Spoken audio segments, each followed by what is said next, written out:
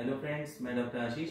आज हम BLS के बारे में बात करेंगे, जिसकी फुल फॉर्म है basic life support. Basic life support हर किसी को पता होना चाहिए क्योंकि ये एक बहुत बड़ी इमरजेंसी है। सपोज करिए आप कहीं पे स्कूल में हैं, कॉलेज में हैं, कहीं बाहर हैं, सड़क पर हैं, घर पर हैं और आपका कोई नोन टू रिलेटिव या फिर कोई अननोन पर्सन सडन उसको कार्डियक अरेस्ट आ जाता है या फिर उसको कोई ऐसी इमरजेंसी आ जाती है या वो बेहोश हो जाता है, तो आप उसके लिए क्या कर सकते हैं? आप उसको उसकी जान कैसे बचा सकते हैं? ये बेसिक लाइफ सपोर्ट में हम सीखते हैं। तो हमें पता होना चाहिए कि बेसिक लाइफ सपोर्ट में होता क्या है। मान लिया हमारे सामने कोई ऐसी इमरजेंसी आ जाए कि जैसे हम डेमो पे देखते हैं कि हमारे सामने कोई ऐसी इमरजेंसी आ जाए कि कोई पेशेंट है, वो बेहोश की कंडीशन में पड़ा हुआ है। तो आप देखें जैसे ये भैया बेहोश पड़े हुए हैं और हम पहले प्रयास करेंगे कि आपने देखा आपको ये मिले और आपने कहा हेलो हेलो, आप देख रहे हैं कोई रिस्पॉन्स नहीं आ रहा है, यानी ये पूरी तरह से बेहोश है। तो आप अब देखें कि इनकी पल्स चल रही है या नहीं चल रही है, या ब्रीथ है या नहीं है। तो आप रेडियल पल्स से चेक कर सकते हैं चल रही है या नहीं चल रही है, या फिर आप कैरोटिड पल्स से चेक कर सकते हैं। ये सब करने के लिए आपके पास बहुत कम समय होता है। आप 10 सेकंड में कैरोटिड पल्स फील करके देख लें कि चल रही है या नहीं चल रही है। इसके साथ साथ आप साथ में ब्रीथ भी देख लें इनको कि इनकी ब्रीथ है या नहीं है। अगर आपको लगता है कि इनको पल्स आ रही है तो आप इनको करवट दिला सकते हैं। आप इनको करवट दिला सकते हैं इधर की तरफ थोड़ा सा, आप इनको करवट दिला सकते हैं ताकि ये एस्पिरेट ना हो जाए, उल्टी आके फेफड़े में ना चली जाए। और आपको लगता है कि अगर इनको पल्स नहीं आ रही है तो आपने 10 सेकंड तक फील किया, देखा कि पल्स नहीं आ रही है, तो आप इनको फिर CPR के लिए आपको CPR करना पड़ेगा। मतलब क्या है कि इनका हार्ट काम नहीं कर रहा है और ना ही ये सांस ले पा रहे हैं। तो CPR में कार्डियो पल्मोनरी रिसक्सिटेशन इसकी फुल फॉर्म है। और आपने CPR में पेशेंट का CPR करने के लिए आपको इस तरह से अपने हाथ को लॉक करना होगा, ऐसे करके आपको लॉक करना होगा, ये आपने ऐसे।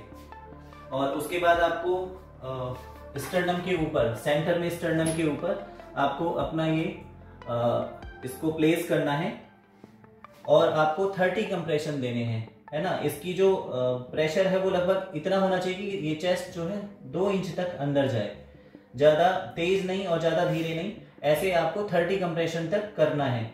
ये आपके दोनों ये एल्बो बैंड नहीं होने चाहिए और बिल्कुल ऐसे आपको ऊपर आके ऐसे 30 कंप्रेशन तक करना है। 30 कंप्रेशन के बाद आपको, अगर आपके पास एम्बू या मास्क नहीं है तो आपको इनका चिन लिफ्ट करके, हेड डाउन करके आपको 2 rescue breath mouth to mouth आप दे सकते हैं।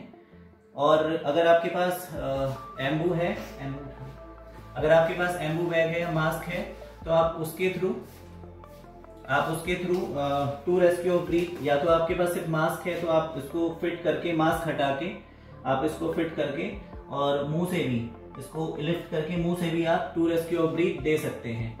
अगर आपके पास एम्बू बैग है तो आप इसको कनेक्ट करके और मास्क हटा के 2 रेस्क्यू ब्रीथ ऐसे दे सकते हैं और आप अपना CPR फिर से कंटिन्यू कर सकते हैं। CPR का जो रेट है वो 100 से 120 पर मिनट होना चाहिए।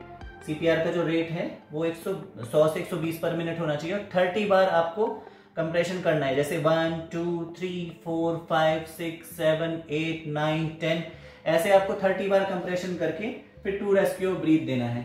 अगर आप अकेले हैं तो, यदि आपके साथ में एक साथी और भी है तो वो 30 कंप्रेशन और ब्रीथ 30 कंप्रेशन करने के बाद 2 रेस्क्यू ब्रीथ वो देंगे। मान लिया आप CPR करते करते थक गए हैं, ऐसे आपको 5 राउंड करने हैं। 5 राउंड करने के बाद आप देखेंगे कि पल्स आई या नहीं आई। अगर पल्स नहीं आती है तो आपको फिर से राउंड अपने कंटिन्यू करने होंगे।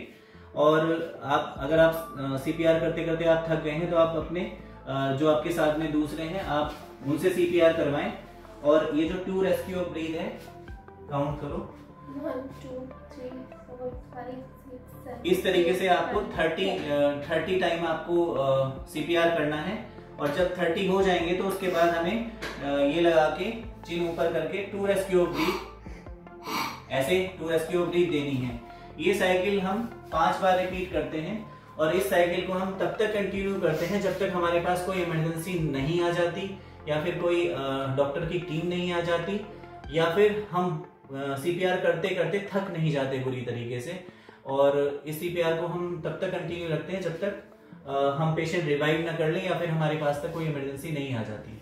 ये BLS जो टेक्निक है ये हर किसी को पता होनी चाहिए, चाहे वो छोटा है चाहे वो बड़ा है, क्योंकि इमरजेंसी किसी के साथ और कहीं भी आ सकती है।